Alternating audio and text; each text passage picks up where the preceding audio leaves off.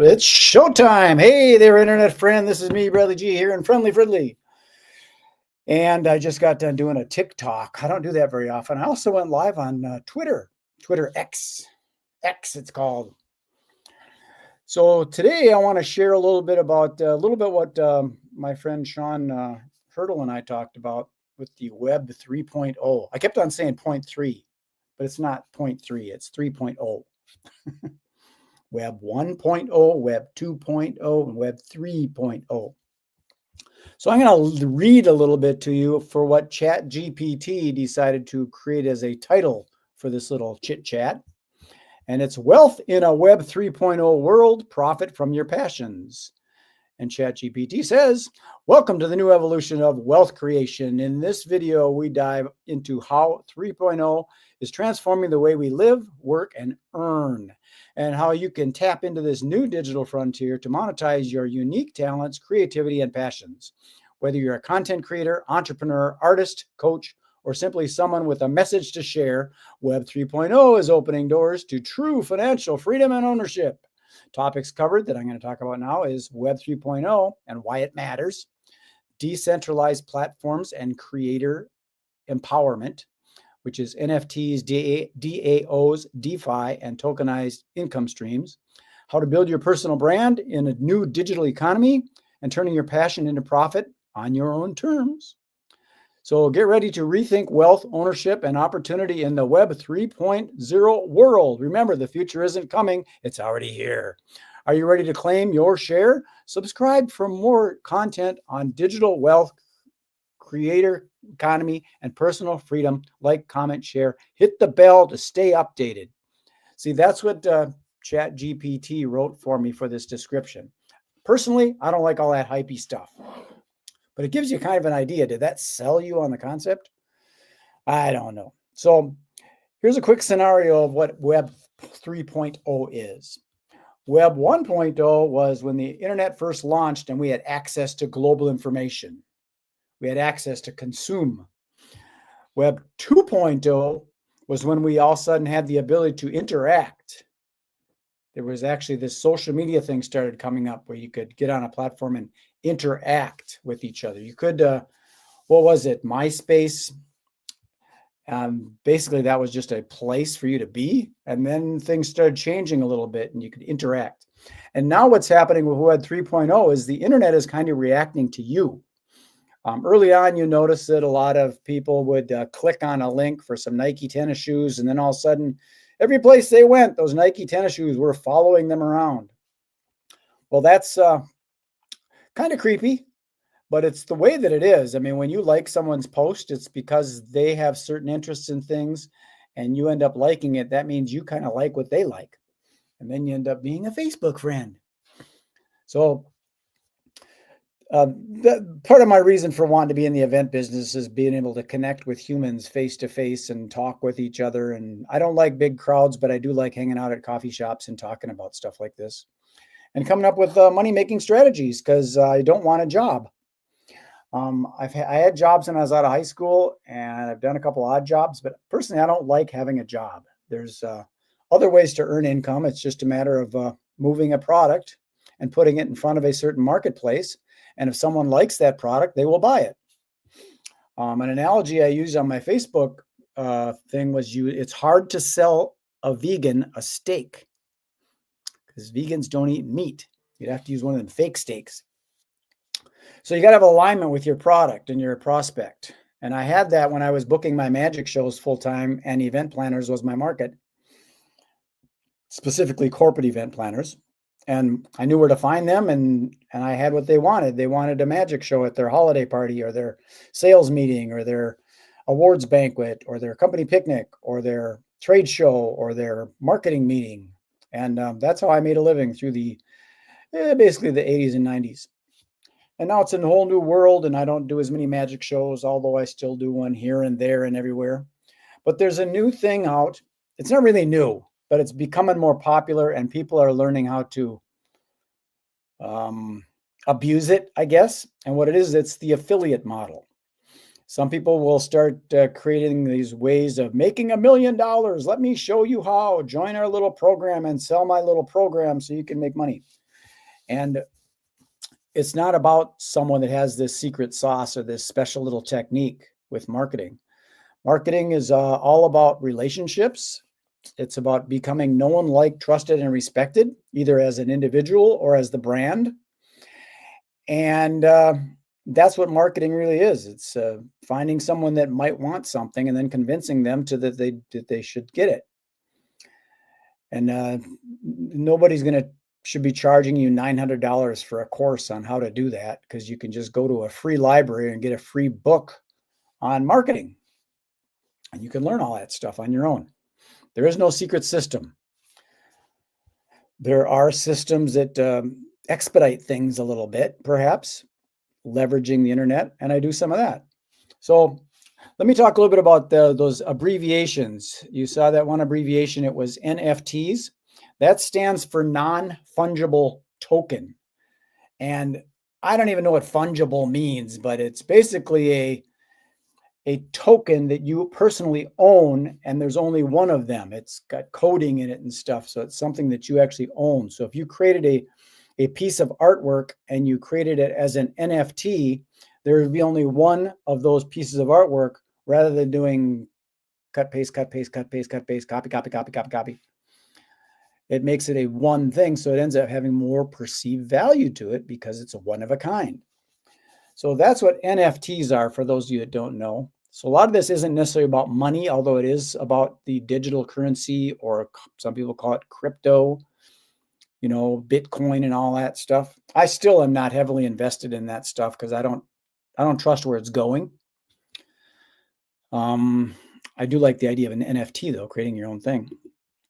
Then there's the DAOs, and that's decentralized autonomous organizations. And by that, I mean that some of these things are like what I'm creating with the Synergy Collaborative is kind of decentralized. Granted, you could find this central the central headquarters, Magic Central. But I'm a mobile guy. I can get up and move around. So it's not necessarily in one spot. And that's kind of what I'm getting at, is you can sell anything. You don't need a brick and mortar space that's got a centralized location. You can sell any kind of thing as long as you have access to the internet, and then put it in alignment with a person that might want to buy it. Here's an example. One of the programs, I was promoting it and I'm not so much anymore, but it was a solar installation company. So they installed solar panels, and I know that in Southern California, at least I don't know, but I think there's a law that any new construction needs to be fitted with solar. So the idea is to work out with some website developer down there that's going to be doing a big development, and then become known, liked, and trusted to that developer, so that they use my link to find an installer to put the solar on all of those houses. And because it's a legal thing where it's mandatory, there's a possibility for some good income there. Any house that gets built gets a solar panel on it. So the other thing is the DeFi, and that's decentralized finance. And that's similar to what I just got done mentioning. But it's like where's the banks? Here's an example. Everybody's got a Visa card. Well, not everybody, but most people have a Visa debit card or a credit card. Where the heck is Visa headquartered? Does anybody know? Where's the headquarters of Visa?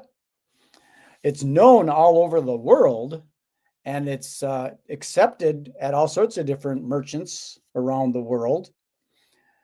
But you don't necessarily know where it's headquartered. And eventually you could probably dig far enough and you will find out where Visa is headquartered, because they are, they've got their documentation, and they're registered with the Better Business Bureau and all that stuff. But where some of this stuff is going is it's being decentralized, and it's kind of like the thing with cryptocurrency and Bitcoin and all these different coins, is people can make transactions, and you don't know where it's happening. It's just happening. It's just connected to somebody else, and they trust each other because they're on the same page, and then they make an exchange. They make a monetary exchange. So things are changing a little bit, and I've had this saying. I used to say that the movie Star Trek. I used to say that Captain Kirk never had a wallet, which kind of makes sense. That he's just getting compensated in maybe some kind of monetary unit for him being the captain of the Starship Enterprise. He probably doesn't have to pay for anything. He just walks up and orders it, and somehow his credits work. And the system then compensates the merchant for their labor of creating whatever it was that Captain Kirk wanted to order. So if that makes any sense to you. So as far as profiting from your passions, you don't necessarily need to create things and then bring them someplace and sell them to somebody and swipe a card and do that transaction. You certainly can do that if you're an artist, or say you're a musician, you want to get paid for playing your music, or maybe you just want to have someone tip you, so they put something in your guitar case and you get compensated that way. There's other things that you can do that's beyond that, where you don't have to worry about the tips or the crowd.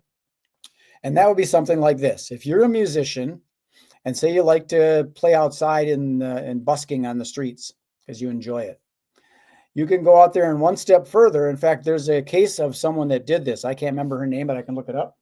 But say if you got one of these things, these little things that I've got. This is a little selfie stick kind of tripod thing. You pop it open and you got the little tripod part, and you take it and you extend it out.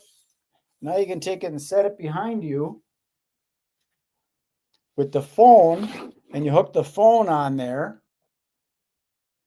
And now you can sit and play your music or beat your drums, and then that's being recorded and broadcast on a live stream like we're doing now, accessible to everyone in the world. Now it's a matter of making sure that you play good music that people like, and they'll tune in once in a while just to listen to you play. So that's another way of doing this, where it's sort of passive because you're just out enjoying yourself, playing your music.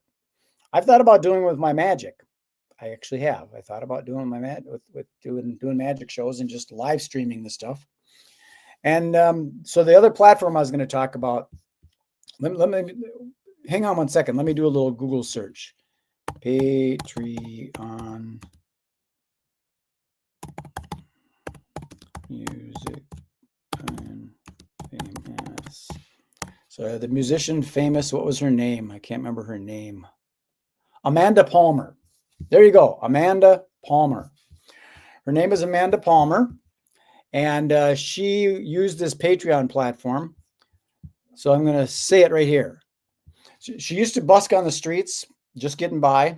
And she used this Patreon platform. She's a singer-songwriter.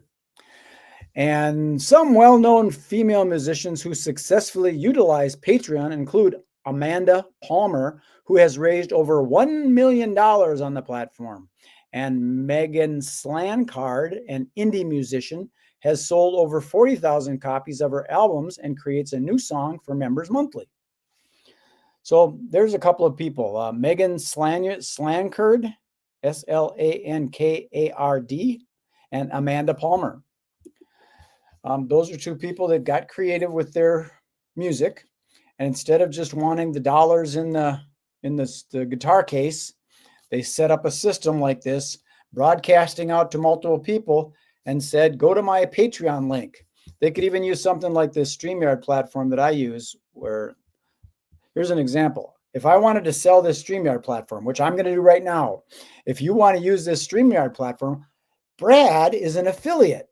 So if you want to use it, you can go to this link right here, magicbrad.com/StreamYard, and check it out. If you like it and you buy it, I will earn a commission from you.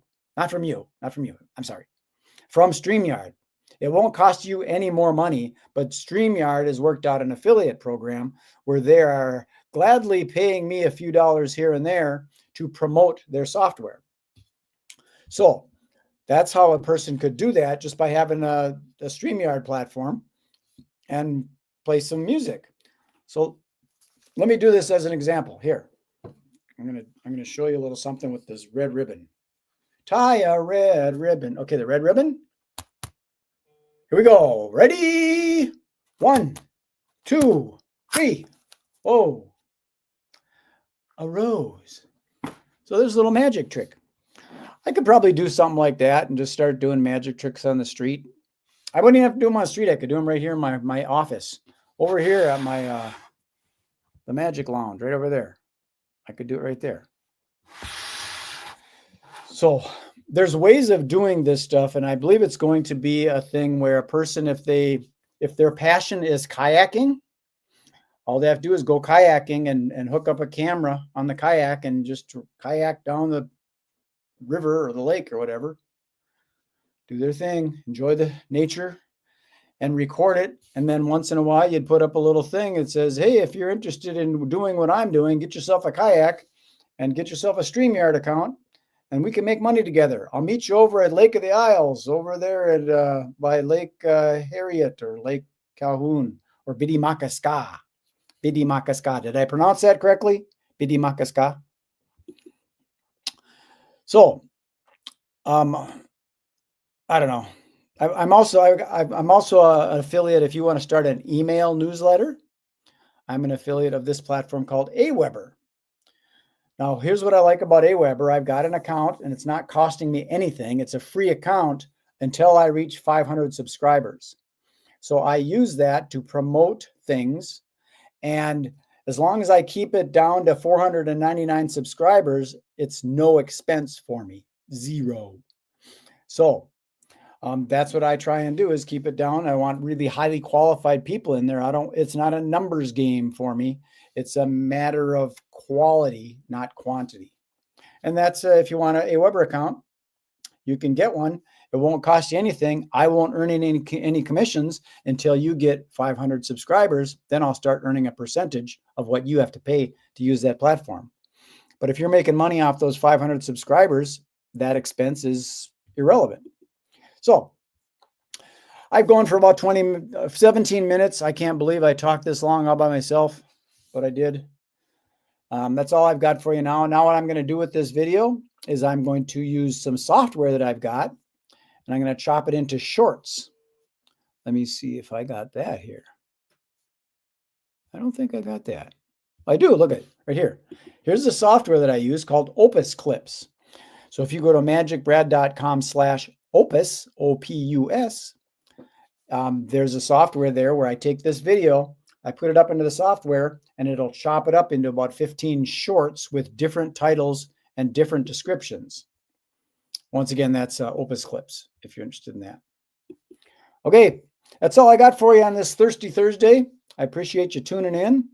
Hope you enjoy the rest of your day. I think what I'm going to do is take a drive down to Eagle Magic Store down in Burnsville, Minnesota. It used to be located on 708 Portland Avenue. It's considered to be the oldest brick and mortar magic store in the United States, possibly the world. I don't know. Maybe not. I don't know. But it definitely oldest one in Minneapolis, that's for sure. All righty. That's all I got for you. Enjoy the rest of your day. Thanks for tuning into Synergy Cafe and visiting me, Magic Brad. Okay, talk to you later. See you.